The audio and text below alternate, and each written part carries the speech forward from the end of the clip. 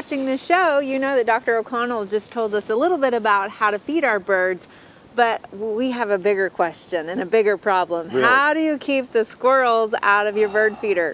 You can dedicate your life to a long war with the squirrels. Okay. And some people do that, and I think they get a lot of pleasure out of that. I don't do that. There's not enough time in the day. Okay. Squirrels are always going to beat me. So my plan is to just offer the squirrels something they would prefer. So I always have on hand a nice cob of corn.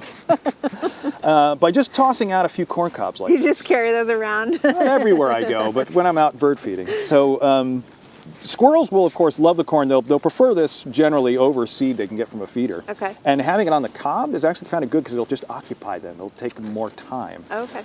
So they're happy. And anytime they're not spending on our feeders, I see that as a good thing. I'm not just feeding the squirrels. Right. But even though I feed the squirrels to make sure I'm not feeding the squirrels. Gotcha. Yeah. So just offer them something else they like. Crows love this. Blue jays, woodpeckers, of course, deer.